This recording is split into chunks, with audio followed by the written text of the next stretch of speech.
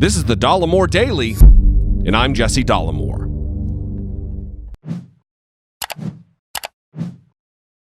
So, listen, I just talked about how Donald Trump cannot be trusted when reading scripted, prefabricated lines written by someone else off of a teleprompter.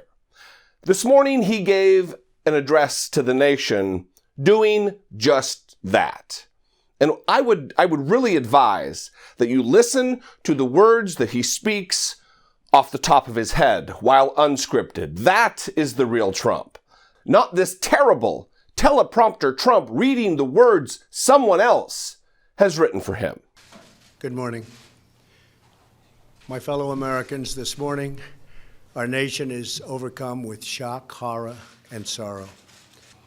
In one voice, our nation must condemn racism, bigotry, and white supremacy. But you also had people that were very fine people on both sides. These sinister ideologies must be defeated. Hate has no place in America. When Mexico sends its people, they're not sending their best. They're bringing drugs, they're bringing crime, they're rapists, and some, I assume, are good people. Hatred warps the mind, ravages the heart, and devours the soul. Will you unequivocally condemn David Duke and say that you don't want his vote or that of other white supremacists in this election? Well, just so you understand, I don't know anything about David Duke, okay? I don't know anything about what you're even talking about with white supremacy or white supremacists. So I don't know. I mean, I don't know, did he endorse me or what's going on? Because, you know, I know nothing about David Duke. I know nothing about white supremacists. And so you're asking me a question that I'm supposed to be talking about people that I know nothing about. But I guess the question from the Anti-Defamation League is, even if you don't know about their endorsement, there are these groups and individuals endorsing you. Would you just say unequivocally you condemn them and you don't want their support? Well, I have to look at the group. I mean, I don't know what group you're talking about. You wouldn't want me to condemn a group that I know nothing about. I'd have to look. If you would send me a list of the groups, I will do research on them. And certainly I would disavow if I thought there was something wrong. But you may have groups in there that are totally fine, and it would be very unfair. So give me a list of the groups, and I'll let you know. Okay. I mean, I'm just talking about David Duke and the Ku Klux Klan here, but... I don't know. Honestly, I don't know David Duke. I don't believe I've ever met him. I'm pretty sure I didn't meet him, and I just don't know anything about him.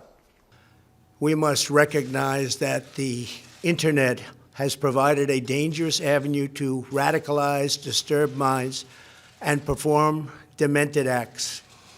He tweeted, "So interesting to see progressive Democrat congresswomen who originally came from countries whose governments are a complete and total catastrophe, the worst, most corrupt, inept anywhere in the world, if they even have a functioning government at all, now loudly and viciously telling the people of the United States, the greatest and most powerful nation on earth, how our government is to be run. Why don't they go back and help fix the totally broken and crime-infested places from which they came?"